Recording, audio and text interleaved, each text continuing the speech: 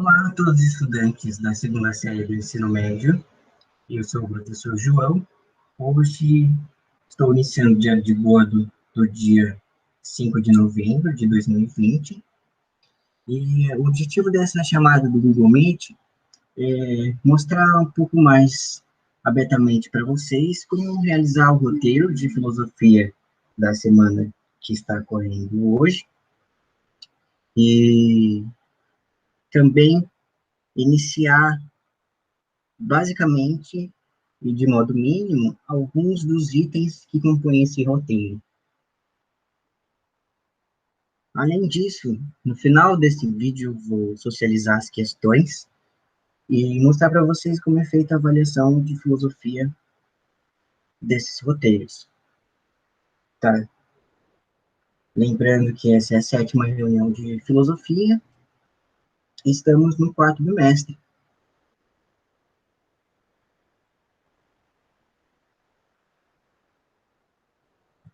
Então, irei começar a apresentar a tela para vocês. Sejam bem-vindos ao meu computador, à minha casa.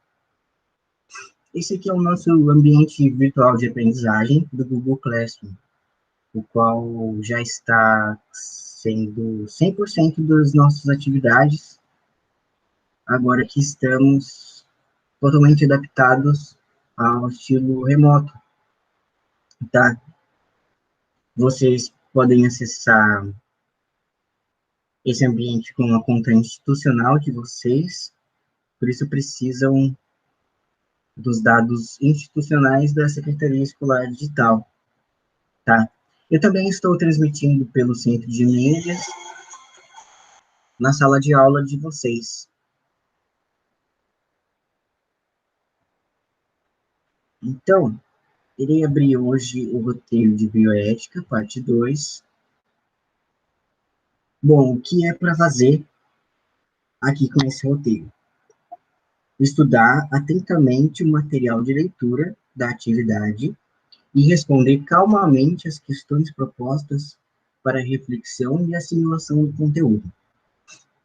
O tempo de estudos que eu sugiro para vocês realizarem todas as ações desse roteiro é 60 minutos. Os arquivos estão disponíveis no painel de WhatsApp.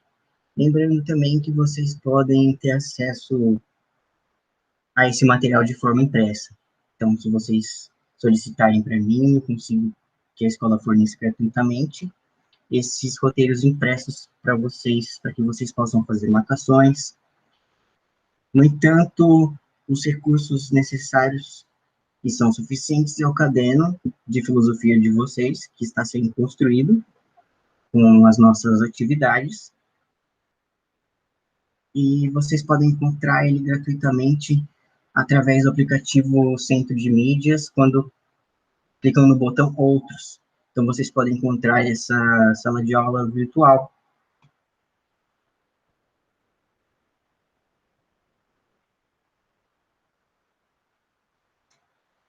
Bom, nós temos também um desafio em filosofia, que é resumir a habilidade que você aprendeu depois de ter essa experiência filosófica dentro desse tema da bioética.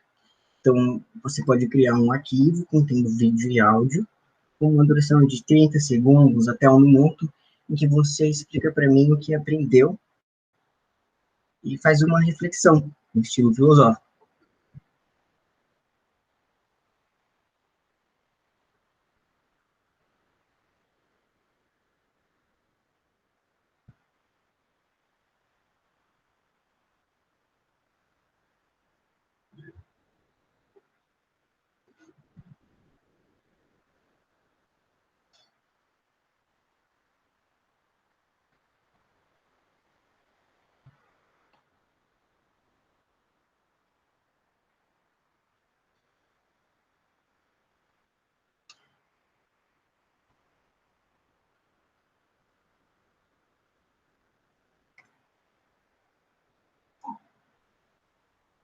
Oi, Nicole, oi, Sabrina, sejam bem-vindas. Boa noite. Então, continuando, eu estou aqui no nosso ambiente virtual de aprendizagem, tá? Que é o Google Classroom, que é a nossa sala de aula hoje, agora, que estamos totalmente adaptados, tá? O roteiro que está acontecendo nessa semana de filosofia são os desafios éticos contemporâneos, que é a segunda parte da bioética. E vou mostrar para vocês que no final desse roteiro tem um espelho que é o nosso guia, é o nosso plano de aulas para que a gente possa realizar essa experiência filosófica. Então, esse aqui é o registro de estudos de vocês, que contém as habilidades do nosso currículo e também uma referência de tempo e ações a serem realizadas, tá? A habilidade do currículo que nós estamos trabalhando, que a intenção desse roteiro é que vocês desenvolvam nas suas próprias mãos e na sua cabeça também, a habilidade de discutir questões do campo da bioética, distinguindo o papel da reflexão filosófica para o seu enfrentamento.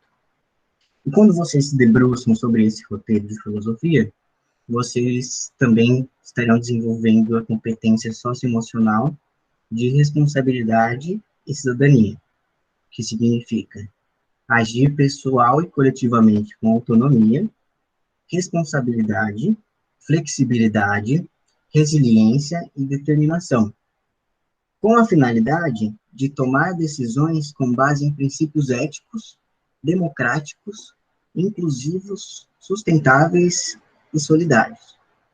Então,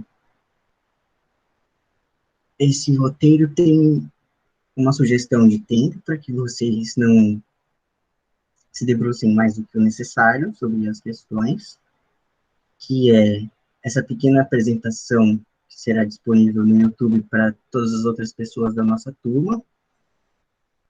E em 15 minutos, as leituras e anotações sobre o primeiro item. Outros 15 minutos para as leituras e anotações sobre o item 2.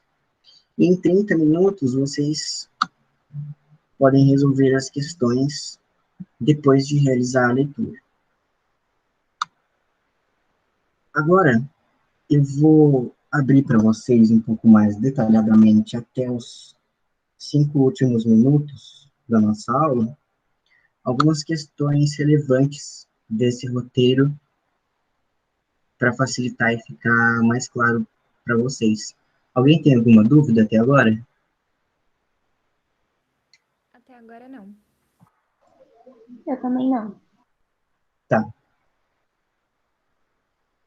Então, aqui no primeiro item, que irá tratar da ética e a relação entre a empresa e a sociedade. A pergunta que está nos guiando é se nós temos um novo tecido político a partir daquelas questões que são os principais temas do campo da bioética, como vocês bem responderam nas atividades de vocês, aborto, clonagem, entre outros.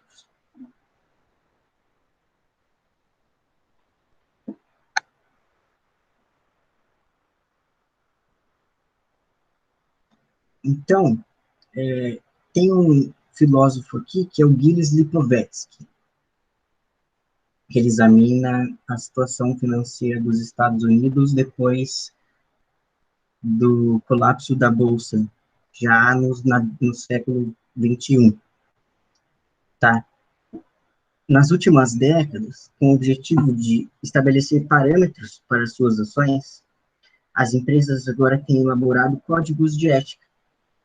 Segundo Gilles Lipovetsky, esse filósofo francês, o surgimento nos Estados Unidos do campo que viria a ser nomeado como ética nos negócios é mais um sintoma do que ele denomina de sociedade pós-moralista. Esse filósofo afirma que a empresa, que sempre se preocupou estritamente com o aspecto financeiro, guiando-se por uma eficácia pela rentabilidade, agora parece buscar sua alma, que seria traduzido em seu código de ética. Então, nesse contexto das éticas das empresas, e colocando também o campo da ética na filosofia como uma espécie de negócio a ser vendido, o ambiente que nós estamos no campo da bioética. Para investigar mais detidamente alguns assuntos, eu trouxe dois filósofos para vocês, que é o Levinas e o Habermas, que se dedicaram a investigar esse tema. Bom, para o Levinas, o lema que ele coloca para a gente é o outro é um ser. Quando ele trata do outro é um ser, ele irá usar dois conceitos principais para falar sobre essa bioética. Ele afirma que a vida humana é marcada pelo constante e incontornável encontro com o outro, ou seja, com aquilo que não sou eu.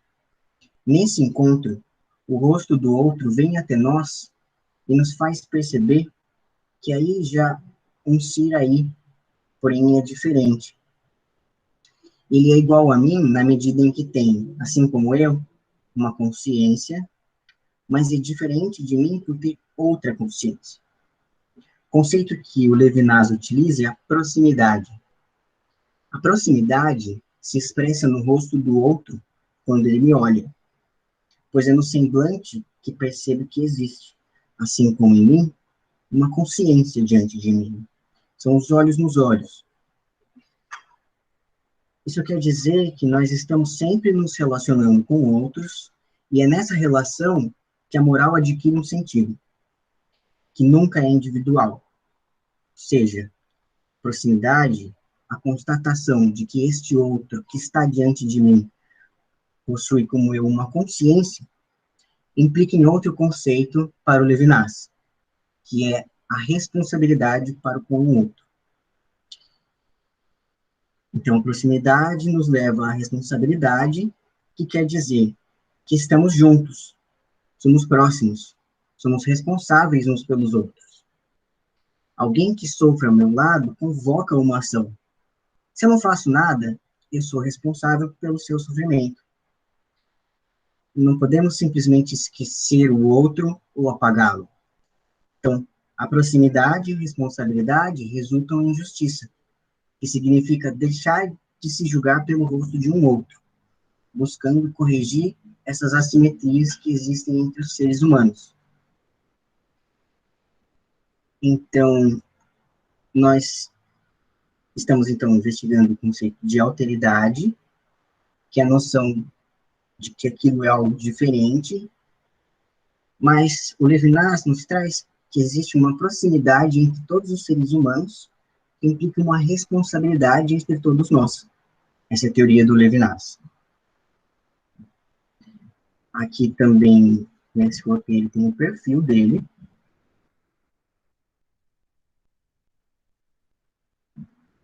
Vamos ver agora o filósofo Habermas.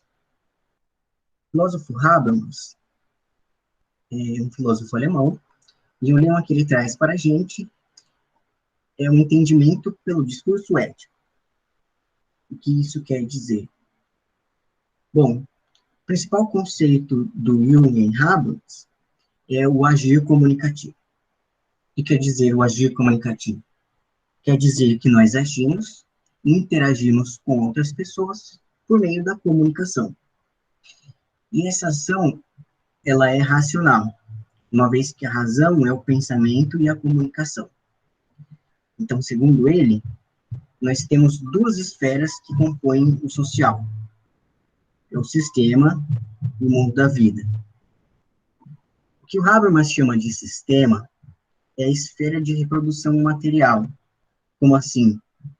São as instâncias que são relacionadas à manutenção e distribuição dos bens e dos poderes, ou seja, a economia, distribuição dos bens, e a política, distribuição dos poderes.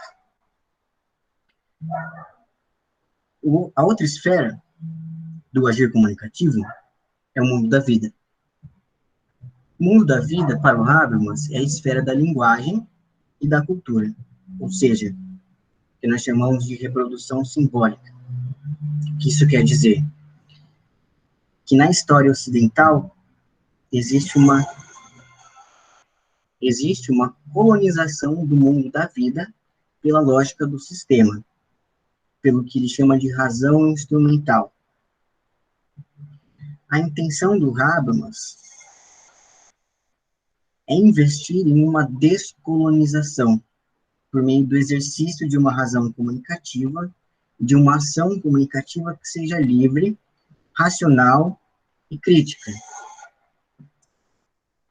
Ou seja, nós só podemos nos relacionar entre nós dentro de um sistema e também dentro de um mundo da vida.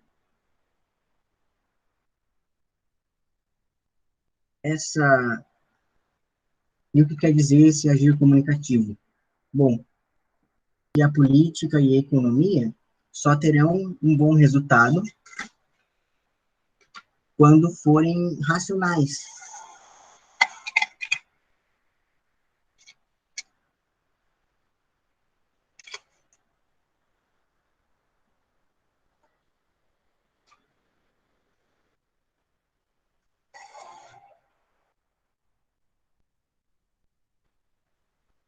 Eu tive que parar de transmitir no centro de mídias porque tem alguém ligando. Bom,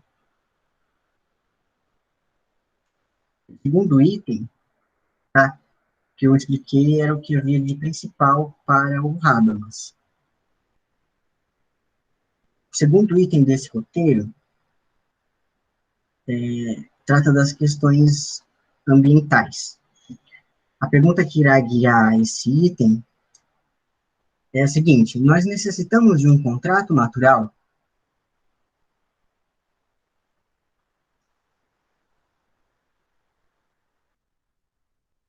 Então, eu trouxe dois filósofos aqui para a gente pudesse entender, que é o Bruno Latour e o Michel Serres. Michel Serres tem o perfil dele aqui.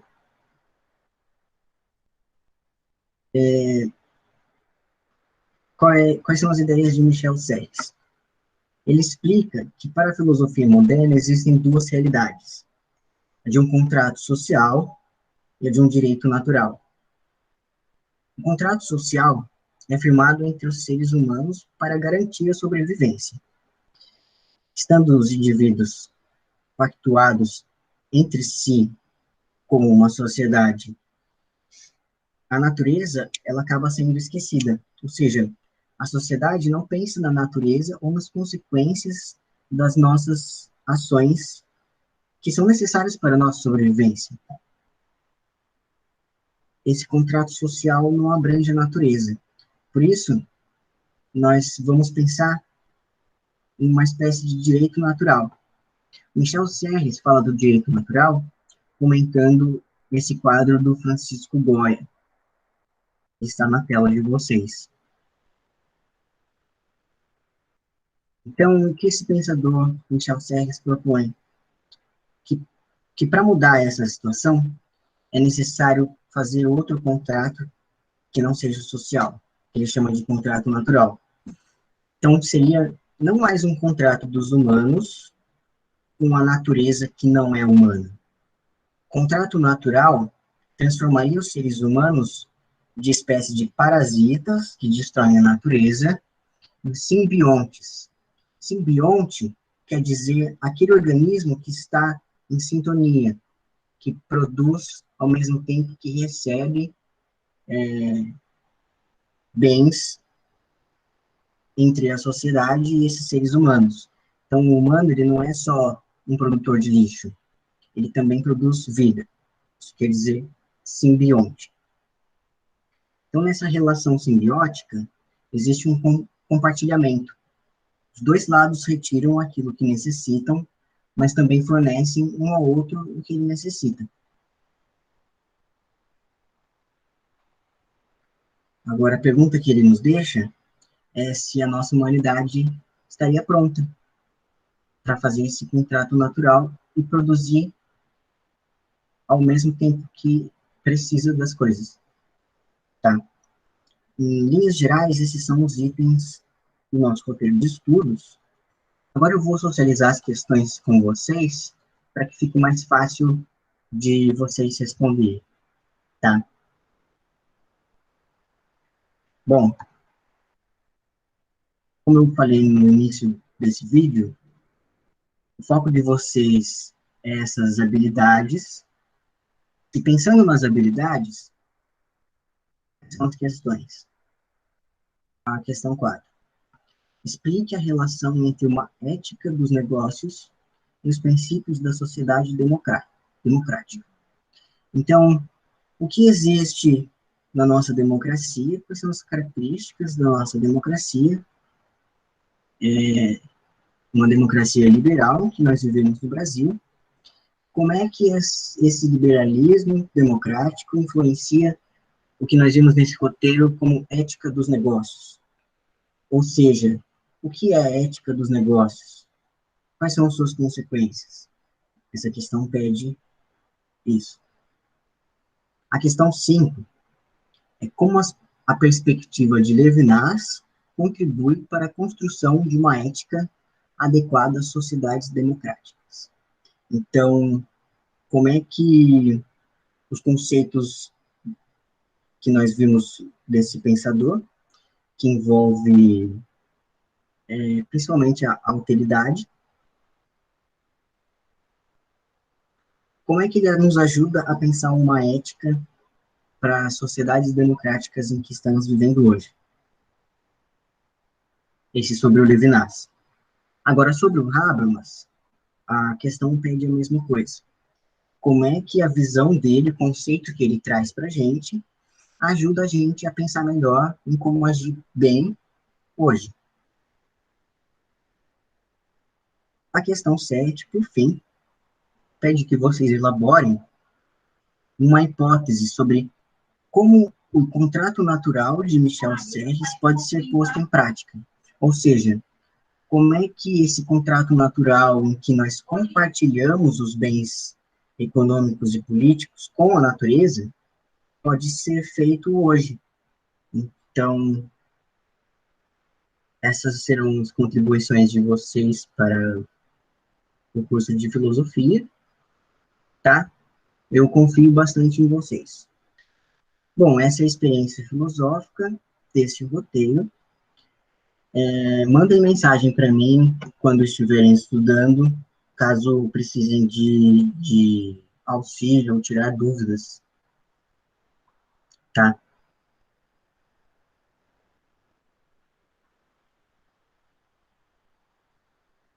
Bom, a reunião de hoje será finalizada. Agradeço a vocês, garotas, por estarem presentes hoje. Contem comigo.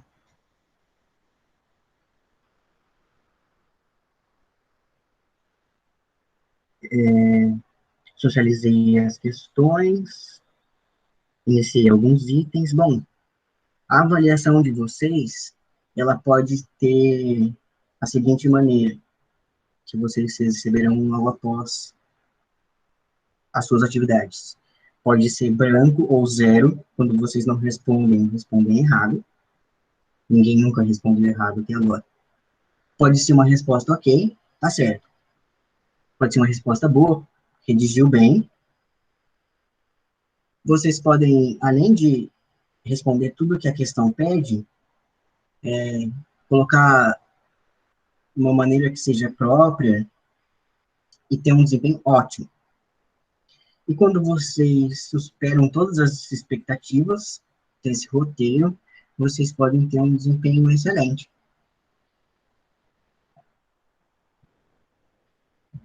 Obrigado por assistirem até aqui. Inscrevam-se no canal, deixem um like. Mal feito, feito. Até a próxima. Até, professor. Obrigada pela aula. Até, professor. Obrigada pela aula. Tchau. Tchau.